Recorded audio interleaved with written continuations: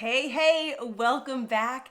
I am so excited to talk about this next piece of truly creating that peace and progress in your life. You guys, this is that kind of small game changer. It's a small game changer because it really isn't hard to do this part, but it is, right? Because we like to multitask. Mamas especially. Man, we're the masters of it. We're wizards, right? We can be like holding the baby, doing laundry, moving around to the kitchen and cooking dinner. Then we're like putting the baby down and we're folding laundry. There's like a million trillion things going on, right, at once in our day. But what I'm talking about here is really multitasking when we're working and we're working on a project. Right? This is really more project based versus like, Mom, don't multitask. Like, no, I know you're going to multitask.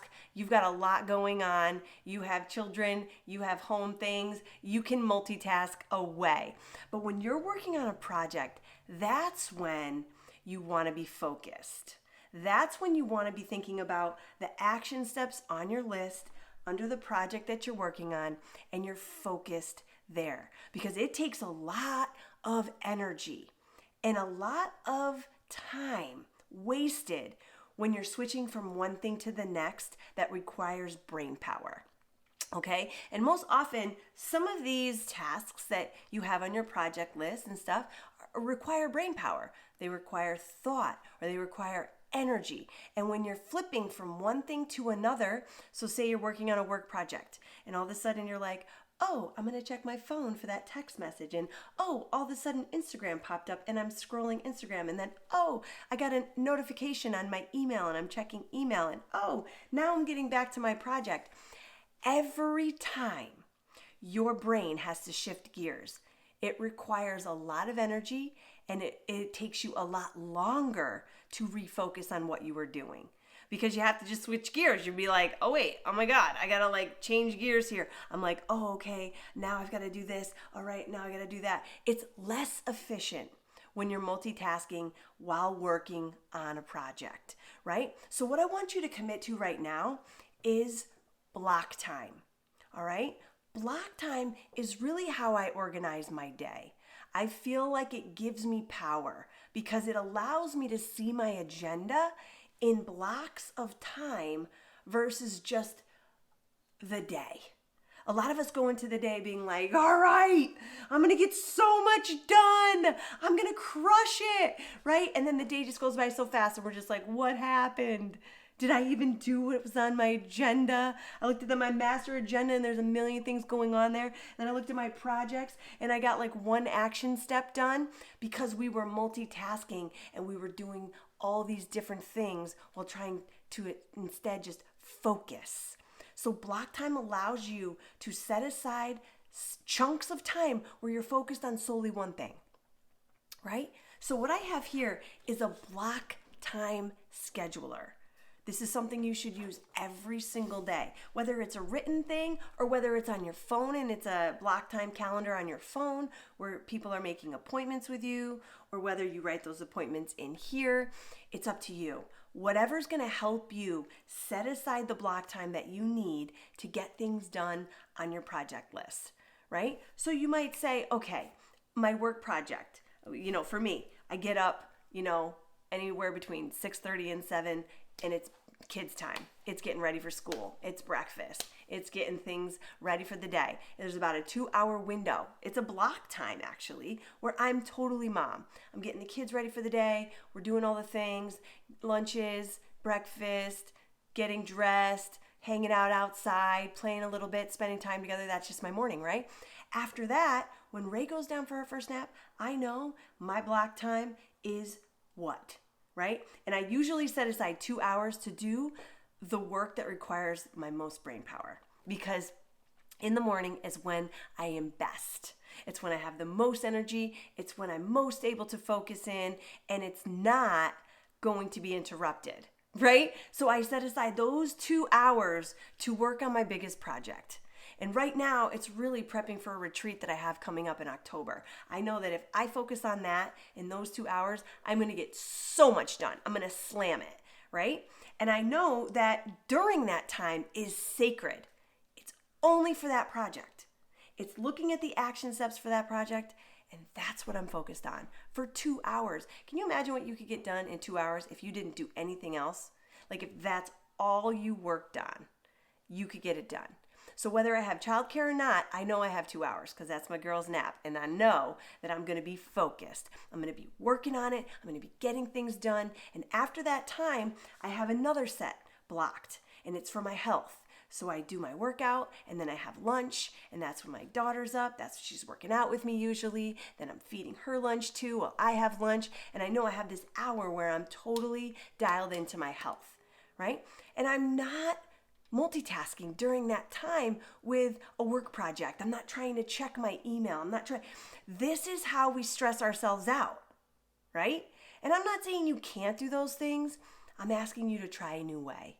I'm asking you to focus on things in blocks of time so that you can truly be present, that you can truly enjoy the process. We can't go through life like wishing away the young years of our kids because they require a lot of energy. Or we can't wish away the days that we're having, or the hard, schedule that we have right now, or whatever you're going through because it's tough or it's busy or it's overwhelming. We've got to create a new feeling inside that says, no, I'm going to go through life feeling progressive. I'm going to go through enjoying the process. I'm going to bring the energy and the joy to my day because I have that choice, right? You do have a choice on how you progress throughout your day, how you decide to set up your agenda.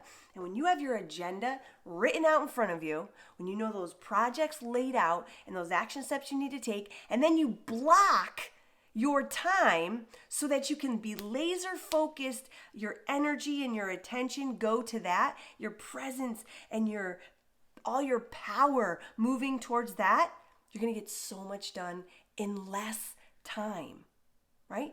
All the other stuff is going to get done. We have to have faith that when we set aside the time, it's getting done. The biggest lesson I learned was in your career. Unless you are customer service and you absolutely have to check your email the very first thing in the day because it's your job or your role in what you do, that is the very last thing you want to be starting your day with, is checking email. Unless it is your project, unless your thing is like, oh, I've got to get back to all these people and I'm a customer service agent and I have to be responding to things and I have to be on my email because that is my role. Otherwise, you never want to start your day checking your email. It is the best way to create stress, overwhelm, and anxiety, and it is the best way to let other people own your agenda. Because it's all the requests from other people. It's what all the other people need from you. You know what you should be doing the first thing in your day? Exactly what you need to get done. You need to tackle that first. You need to let other people wait, and you need to tackle what's most important in your day. I mean, professionally, as a career-driven woman, when I go to my desk, I do not even think about opening my email. I do not even think about opening social media. That is going to be the time suck black hole of my day if I let that be what I do first. So don't let that be the drain that pulls not only your energy and your time and attention away from other things that matter more. Take the best part of your day, the beginning part of your day. I would rather have you meditate. I would rather have you journal. I would rather have you write out your big projects in the action steps first so that you know exactly what you need to tackle for the day. And then I'd rather have you tackle the first action step on one of those big projects as the very first thing that you do in the day. Then you've got to have a block where you do check email, right? You got to have that block, otherwise you forget to check email. Trust me, I have forgotten to check email for a couple days, and it's not pretty.